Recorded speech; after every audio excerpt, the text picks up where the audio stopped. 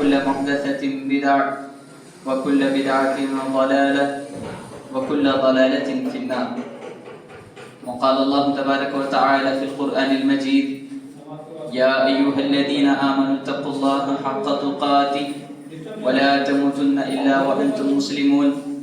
وقال: يا أيها الناس اتقوا ربكم الذي خلقكم من نفس واحدة وخلق منها زوجها وبث منهما رجالا كثيرا ونساء واتقوا الله الذي تساءلون به والأرحام إن الله كان عليكم رقيبا.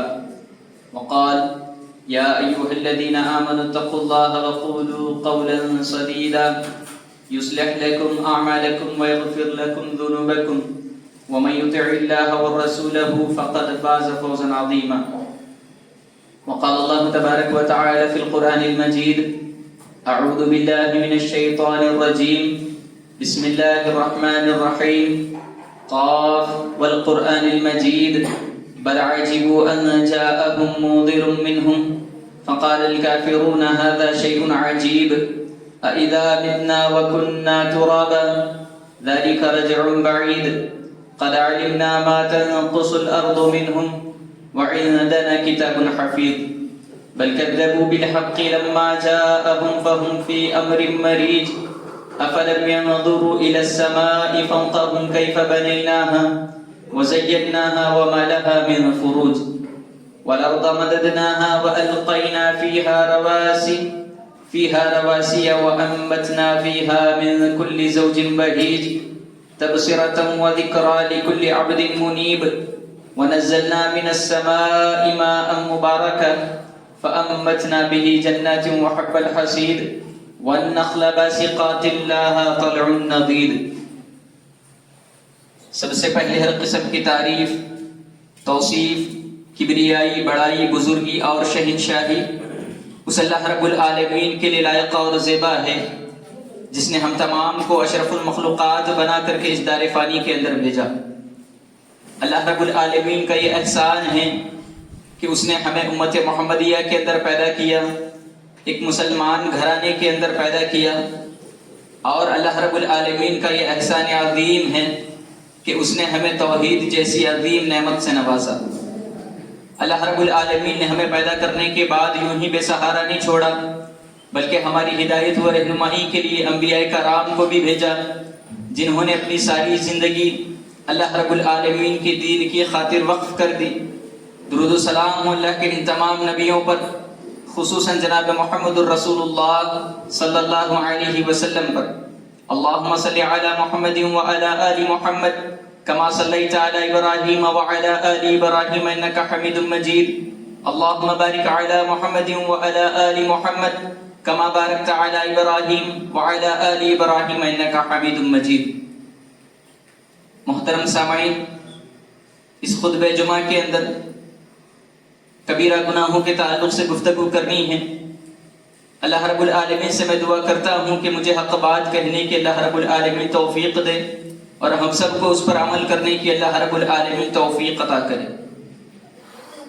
سب سے پہلے دیکھتے ہیں کہ دین اسلام کے اندر گناہوں کو دو قسم میں تقسیم کیا گیا ہے.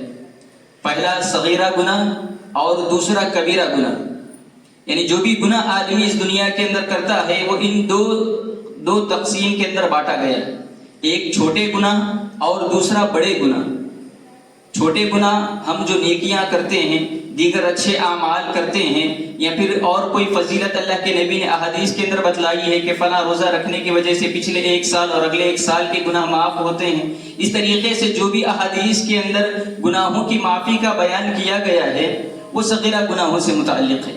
اور اسی طریقے سے کبیرہ گناہ جو کہ بڑے بڑے گناہ ہیں، ان گناہوں پر آدمی کو توبہ کرنا لازمی ہے. بغیر توبہ کیے آدمی کے لیے کبیرہ گناہ معاف نہیں ہو سکتے. اب کبیرہ گناہ کہتے کسے ہیں؟ اس کی تعریف بھی علماء کرام نے بیان کی کہ وہ گناہ جو آدمی اس دنیا کے اندر انجام دیتا ہے، جس کی وعید اللہ رب العالمین نے یا پھر اللہ کے نبی صلی اللہ علیہ وسلم نے احادیث مبارکہ کے اندر واضح طور پر بیان کی. یعنی کوئی کام کرنے پر اس کی سزا احادیث یا قرآن مجید کے اندر بیان کی گئی ہو، جس کی گناہ کی مذمت کی گئی ہو، وہ گناہ کبیرہ گناہ ہے. تو پتہ چل گیا کہ گناہوں کی دو تقسیم ہے، صغیرہ گناہ، کبیرہ گناہ. اور کبیرہ گناہوں کے تعلق سے آج بات کرنی ہے، اس لیے کبیرہ گناہ کی تعریف بھی بیان ہو گئی. اب آئیے دیکھتے ہیں کہ کبیرہ گناہوں کے اندر بھی سب سے بڑے بڑے گناہ ہیں.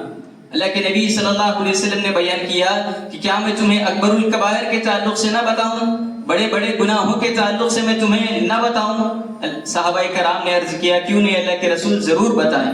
پہلی چیز اللہ کے نبی صلی اللہ علیہ وسلم نے بیان کی، اللہ رب العالمین کے ساتھ شرک کرنا. جتنے بھی بڑے بڑے گناہ ہیں ان تمام گناہوں کے اندر سب سے بڑا گناہ اس دنیا کے اندر اگر کوئی موجود ہے تو وہ اللہ رب العالمین کا ساجی، پارٹنر ٹھہرا کرنا، اللہ رب العالمین کے ساتھ کسی اور کو شریک کرنا. شرک کسے کہتے ہیں؟ اللہ رب العالمین کی ربوبیت میں، الوہیت میں اور اس کے اسماء و صفات میں دیگر مخلوق کو شریک کرنا، یہ شرک ہے. اب اس دنیا کے اندر آج کے دور میں ہم دیکھتے ہیں کہ بہت سارے اقسام کے شرک ہمیں نظر آتے ہیں، بہت ساری قسمیں ہمیں شرک کی آج نظر آتی ہے. مزاروں پر جا کر کے اپنے سجدے کو جھکانا، کسی غیر اللہ کے سامنے اپنی مشکلات کا حل تلاش کرنا، کسی پیر و فقیر کے پاس جا کر کے اپنی دکھڑوں کا رونا، اور اسی طریقے سے کسی اور مخلوق کو اللہ رب العالمین کے علاوہ مشکل کشا ماننا، کسی اور کو اللہ رب العالمین کے علاوہ اولاد دینے والا ماننا. اسی طریقے سے بہت ساری اقسام شرک کی آج ہماری نظروں کے سامنے ہیں. آج ہم دیکھتے ہیں کہ ایک مسلمان کا عقیدہ یہ ہو چکا ہے کہ ایک دھاگے پر، ایک پتھر پر جا کر کے آدمی کا ایمان ٹک جاتا ہے اور وہ یہ سمجھتا ہے کہ اس کے ذریعے سے مجھے شفا یابی ملے گی، اس کے ذریعے سے میں نقصان سے بچوں گا، اس کے ذریعے سے مجھ سے نفع ہوگا. ارے حد تو تب ہو گئی جب لوگوں نے قبروں پر جا کر کے، مداروں پر بیٹھ کر کے یہ کہنا شروع کر دیا کہ یہاں سے ہماری مشکلات کا حل ملتا ہے، یہاں سے ہماری بیماریوں کا علاج ملتا ہے، یہاں سے ہماری دعائیں قبول ہوتی ہے. یہی وہ لوگ ہیں جہاں پر جا کر کے اپنی پریشانی کو جھکاتے ہیں، یہاں پر جا کر کے لوگ یہ سمجھتے ہیں کہ ان کی مشکلات حل ہو جائے. ہم ان سے سوال کرتے ہیں کہ بتاؤ جو آدمی قبر کے اندر موجود ہے کیا وہ زندہ ہے؟ جب وہ زندہ ہوگا تبھی تمہاری مشکلات کو سنے گا، تبھی تمہاری پکار کو سنے گا، حالانکہ وہ زندہ نہیں ہے. اگر تم کہو کہ وہ زندہ ہے، حالانکہ وہ زندگی برزخی زندگی ہے، اس زندگی کا تعلق اس دنیا سے نہیں ہے بلکہ وہ ایک الگ زندگی ہے، اور اس برزخی زندگی کے اندر بھی بندہ اللہ رب العالمین کا محتاج ہوتا ہے. تو لہٰذا جو خود کسی کا محتاج ہو وہ تمہاری حاجت روائی کیسے کر سکتا ہے؟ جو خود کسی کا محتاج ہو وہ تمہاری مشکل کشائی کیسے کر سکتا ہے؟ جو خود پریشانی کے اندر ہو وہ تمہاری مشکلات کو کیسے دور کر سکتا ہے؟ تو لہذا تم کہو کہ اگر تمہاری بات اگر مان بھی لی جائے کہ وہ حیات زندہ ہے، وہ لوگ جو قبر کے اندر موجود ہے ان کی حیات ہے، اگر تسلیم کر بھی لیا جائے پھر بھی ایک سوال آتا ہے، کیا ان کی زندگی دنیاوی زندگی ہی کی طرح ہے؟ کیا وہ لوگ ہماری باتوں کو سنتے ہیں؟ ہم جو پکارتے ہیں کیا وہ ہماری آواز کو سن سکتے ہیں؟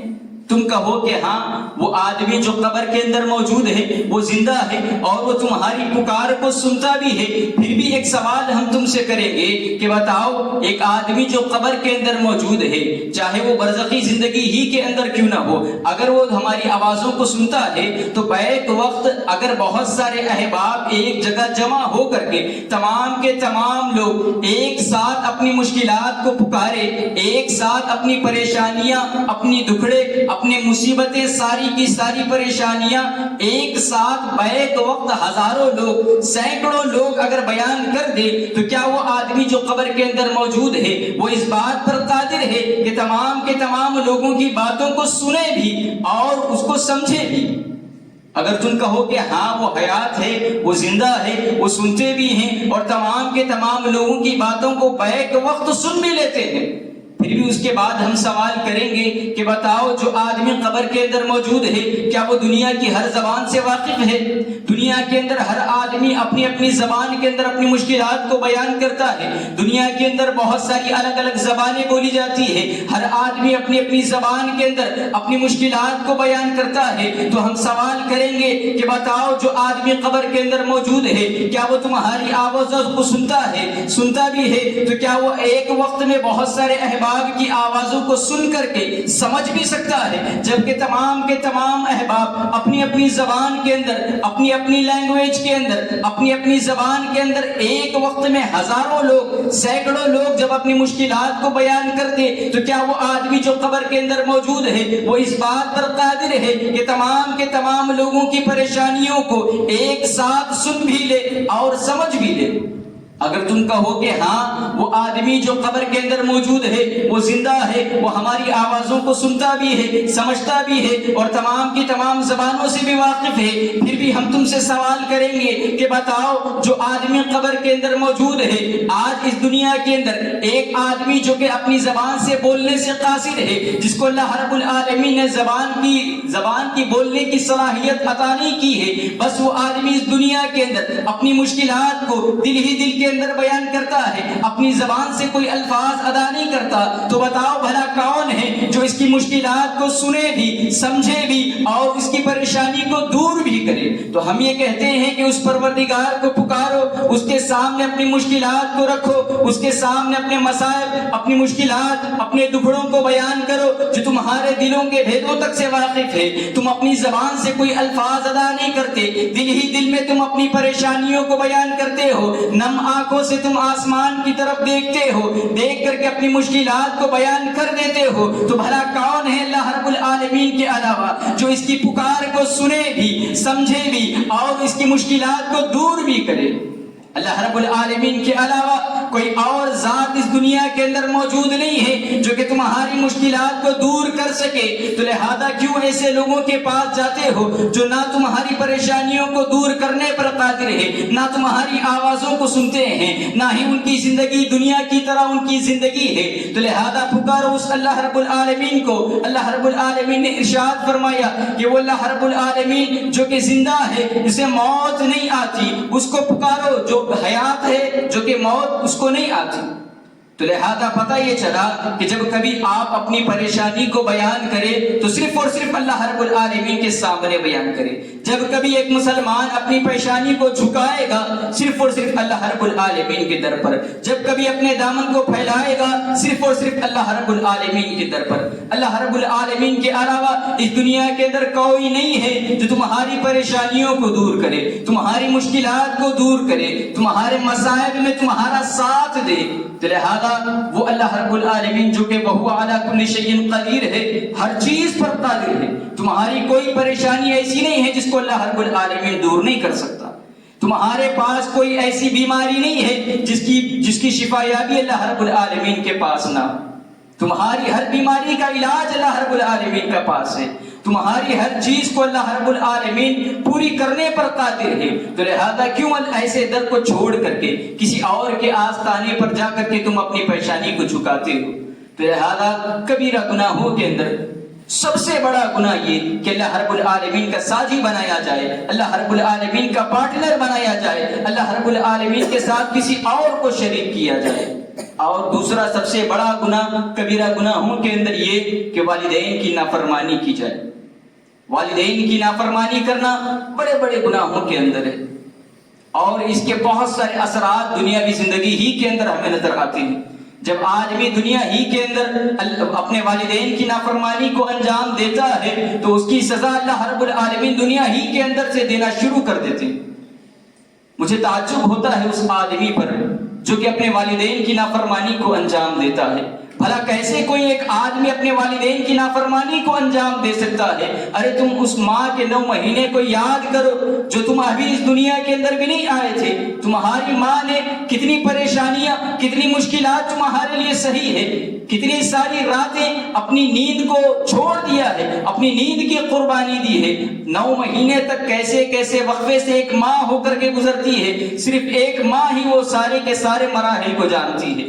تمہیں اندازہ نہیں ہے کہ تمہاری ماں نے اس دنیا کے اندر آنے سے پہلے کتنی ساری قربانیاں تمہارے لیے انجام دی۔ اس دنیا کے اندر آنے کے بعد تو دیگر اور بہت ساری قربانیاں ہیں، ابھی تم دنیا کے اندر آئے بھی نہیں، ابھی تم نے اپنی آنکھوں کے نظاروں سے کوئی چیز دیکھی بھی نہیں ہے، اس سے پہلے بہت ساری قربانیاں تمہاری ماں نے تمہارے لیے انجام دی۔ ہنسی خوشی درد کو سہتی ہے، بار بار اسپتال کے چکر لگاتی ہے، فلاں ٹیسٹ، فلاں اسکیننگ، اور اسی طریقے سے بہت ساری چیزیں پریگننسی کے دوران ایک عورت سہتی ہے، اور اس ساری بیماریوں کے اندر، ان ساری پریشانی کے اندر ہنسی خوشی درد کو سہ لیتی ہے، جسم درد سے چور ہوتا ہے، لیکن اس کے باوجود بھی پین کلرز کا استعمال نہیں کرتی۔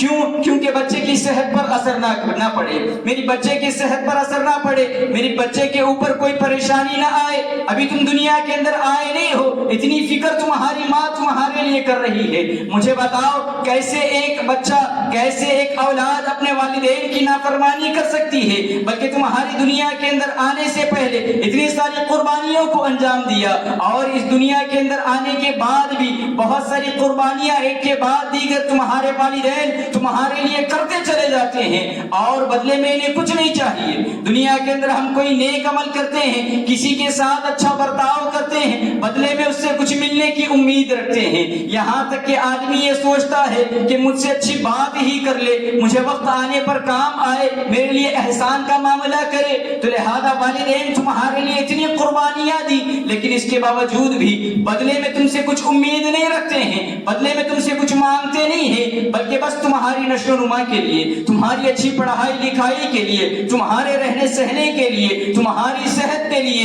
اپنی راتوں کو قربان کر دیتے ہیں، بہت ساری قربانیاں تمہارے لیے دیتے ہیں۔ اور وہیں پر ایک باپ اتنی قربانیاں خاموشی کے ساتھ ادا کرتا ہے۔ ایک ماں کی قربانیاں تو لوگوں کو بظاہر بہت مرتبہ نظر آ جاتی ہے، لیکن جو ایک باپ اپنی اولاد کے لیے جو قربانیاں دیتا ہے، وہ ہنسی خوشی اور خاموشی کے ساتھ ان قربانیوں کو انجام دیتا ہے۔ اپنی جوانی کے خواب کو، اپنی جوانی کے امیدوں کو، اپنی جوانی کے خواہشات کو ایک پسے پشت ڈال کر کے کسی کونے میں دفن کر دیتا ہے، اپنی زبان تک اس خواہشات کو اپنی زبان پر تک آنے نہیں دیتا۔ اور اسی طریقے سے تمہیں پالنے کے لیے، تمہیں بڑا کرنے کے لیے، تمہیں اچھے اسکول میں داخلہ دلوانے کے لیے، تمہیں اچھا لباس پہنانے کے لیے، تمہاری بیماریوں کا علاج کرنے کے لیے صبح نکلتا ہے، پسینے میں شرابور ہو کر کے محنت کرتا ہے، بسا اوقات ایسے کاموں کو بھی انجام دیتا ہے جو خود کرنا نہیں چاہتا، اسے پسند نہیں ہے، لیکن اس کے باوجود بھی ان کاموں کو انجام دیتا ہے۔ وجہ کیا ہے؟ گھر کا چولہا جلے، میری اولاد بھوکی نہ ہو، اچھے اسکول میں پڑھے، انہیں کوئی تکلیف نہ ہو۔ اس طریقے سے ایک والد اپنی جوانی کو تمہارے اوپر نچھاور کر دیتا ہے، اپنی جوانی کو تمہارے اوپر قربان کر دیتا ہے۔ رات کو تھکا ہارا، دن بھر تھک کر کے رات میں آتا ہے، اور کل کی فکر لیے آج وہ سوتا ہے۔ مجھے بتاؤ ایک باپ تمہارے لیے کتنی ساری قربانیوں کو انجام دیتا ہے۔ اور ایک اولاد جب جوانی کی دہلیز پر قدم رکھتی ہے، قدم رکھنے کے بعد اپنے والدین کی نظروں میں آنکھوں میں آنکھیں ڈال کر کے جب یہ کہتی ہے کہ تم نے ہمارے لیے کیا ہی کیا ہے، ہم نے ہمارے لیے تم نے کیا چیزیں اکٹھا کی ہے، جب یہ جملے ایک والدین سنتے ہیں نا، بس ایک نم آنکھوں سے اپنے بچوں کی طرف دیکھتے ہیں، کوئی الفاظ ادا نہیں کرتے، لیکن اپنے ذہن کے اندر، اپنے دل ہی دل کے اندر وہ ساری قربانیوں کو یاد کرتے ہیں کہ کیسے کیسے مراحل سے میں نے تجھے پالا، کیسے کیسے مراحل سے میں نے ہو کر کے گزرا۔ کیا ہوا کہ تمہارے والدین نے بڑی بڑی کوٹھریاں جمع نہیں کی؟ کیا ہوا اگر تمہارے والدین نے بڑے بڑے کاروبار تمہارے لیے جمع کر کے نہیں دیے؟ کیا ہوا اگر تمہارے والدین نے بڑی بڑی زمینیں تمہارے لیے خرید کر کے نہیں دی؟ ایک بچے کو بڑا کرنا، ایک بچے کی پرورش کرنا، اس کے اندر کتنی ساری قربانیاں لگتی ہے، راتوں کی نیند چلی جاتی ہے، اپنی صحت کی قربانی دینی پڑتی ہے، اپنی جوانی کو نچھاور کرنا پڑتا ہے، اپنی راتوں کی نیند کو خراب کرنا پڑتا ہے۔ اتنی ساری قربانیاں جب ہوتی ہے، اس کے بعد ایک اولاد پلتی ہے، اس کے بعد تم نشو و نما پاتے ہو، اس کے بعد تم اچھے اسکول میں داخلہ پاتے ہو، اس کے بعد تم اچھے لباس پہنتے ہو، اس کے بعد تمہارے سر پر چھت آتی ہے، اس کے بعد تم لذیذ کھانے کھاتے ہو، اس کے بعد تم نشو و نما پا کر کے جوانی کی دہلیز پر قدم رکھتے ہو۔ تو لہذا یہ جملہ جب تم کہتے ہو نا کہ تم ہمارے والدین نے، تم نے ہمارے لیے کیا ہی کیا ہے، یہ جملے اتنے تیز ان کی تیروں کی طرح ان کے دل پر وار کرتے ہیں۔ اپنے بچپن کو یاد کرو، کس طریقے سے تمہیں پالا پوسا، کس طریقے سے تمہاری پرورش کی۔ تو لہذا والدین کی نافرمانی کرنا یہ بڑے بڑے گناہوں کے اندر موجود ہے۔ اللہ رب العالمین نے قرآن مجید کے اندر جب کبھی اپنی الوہیت کا ذکر کیا، اپنی ربوبیت کا ذکر کیا، تو اس کے ساتھ ساتھ اللہ رب العالمین نے والدین کے ساتھ حسن سلوک کو کرنے کا حکم دیا.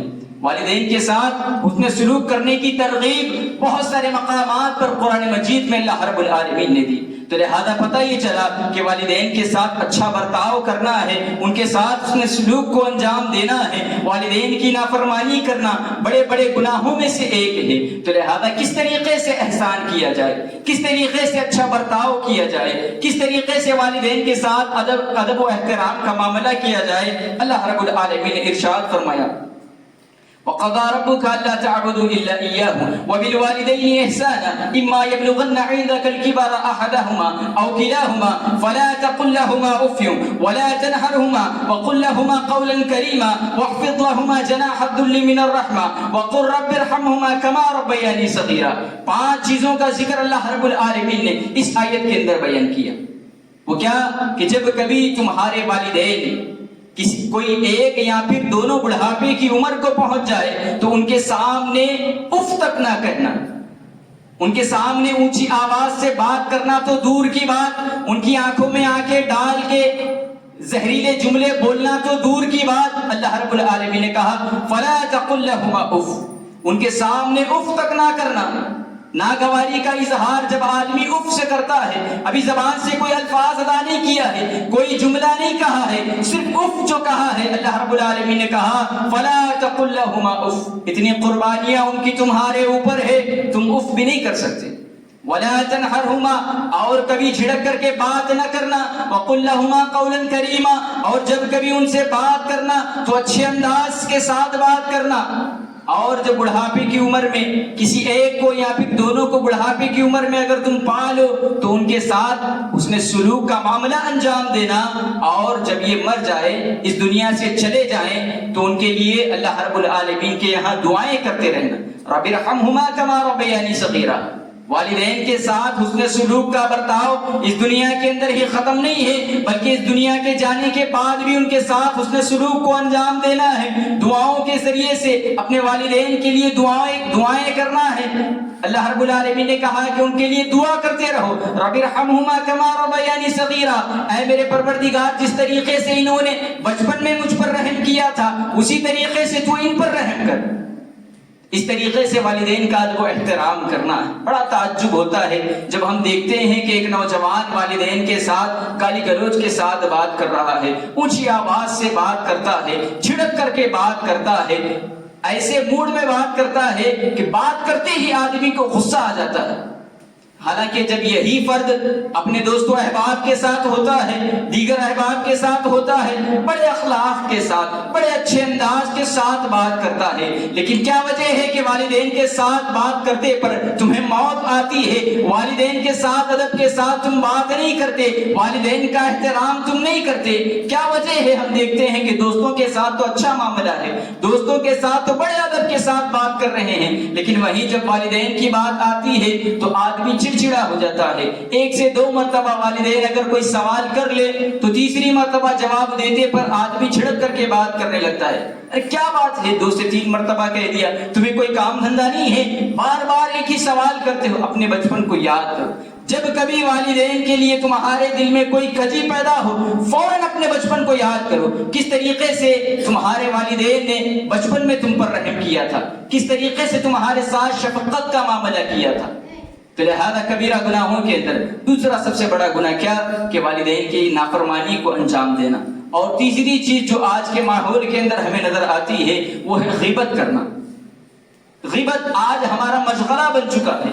جب کبھی 2 سے 3 افراد ایک جگہ مل جاتے ہیں، ہم چپتے کی برائی کرنے لگ جاتے ہیں. غیبت کیا ہے؟ اپنے مومن بھائی کا ایسا تذکرہ کرنا جو کہ اس کی موجودگی میں وہ اگر سنے تو اس کو ناپسند کرے.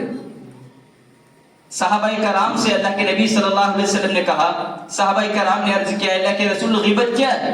اللہ کے نبی صلی اللہ علیہ وسلم نے کہا کہ تم اپنے مومن بھائی کا تذکرہ اس انداز کے اندر کرو کہ اگر وہ موجود ہو، اگر وہ سنے تو اس کو ناگواری محسوس ہو، وہ اس کو پسند نہ کرے. صحابہ کرام نے عرض کیا اللہ کے رسول کیا اگر وہ چیز اس کے اندر موجود ہو تب بھی؟ تو کہا کہ اگر وہ اس کے اندر موجود ہے تبھی تو وہ غیبت ہے. اگر تم وہ ایسی چیز بیان کر رہے ہو جو اس کے اندر موجود ہی نہیں ہے تو یہ سراسر بہتان ہے. تو لہذا بہت سارے احباب یہ کہتے ہیں کہ میں جو بات کر رہا ہوں کیا وہ غلط ہے؟ صحیح تو بات ہے، یہ ساری خامیاں اس کے اندر موجود ہی تو ہے۔ میں یہ کہتا ہوں کہ ایک مسلمان دوسرے مسلمان کا آئینہ ہوتا ہے، ایک مومن بھائی دوسرے مومن بھائی کا آئینہ ہوتا ہے۔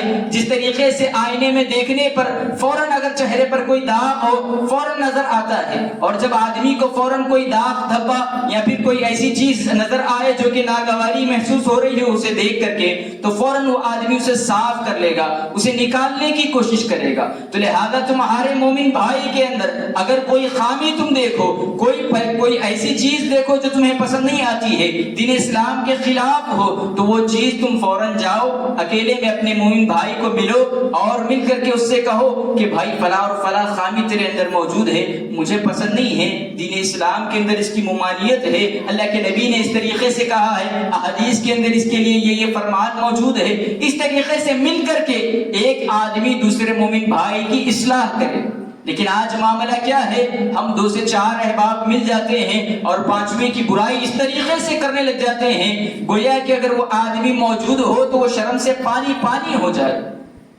ہر آدمی گنہگار ہے، کوئی آدمی اس دنیا کے اندر ایسا نہیں ہے جو کہ گناہوں سے پاک ہو، ساری کی ساری نیکیاں ہی اس کے دامن کے اندر ہو، گناہ کا ذرہ دھبا بھی اس کے دامن کے اندر موجود نہ ہو، ایسا کوئی آدمی دنیا کے اندر موجود نہیں ہے۔ یہ فرشتوں کی ذات ہے جو کہ ہر نیکی کا عمل ہی انجام دیتے جاتے ہیں، جن سے کبھی گناہ کا ظہور نہیں ہوتا، لیکن ابن آدم کے اندر گناہ کا ظہور بھی ہے، خطائیں بھی ہوتی ہے، اور اسی کے ساتھ ساتھ آدمی نیکی کے اعمال بھی کرتا ہے، ملے جلے اعمال اس دنیا کے اندر آدمی کرتا ہے۔ تو لہذا اگر کوئی خامی تم اپنے مومن بھائی کی اگر دیکھو تو فوراً اس کی اصلاح اکیلے میں مل کر کے کہو، ورنہ اللہ رب العالمین نے ارشاد فرمایا وَلَا تَغْضَبْ بَعْضُكُمْ بَعْضًا، کہ تم ایک دوسرے کی غیبت نہ کرو۔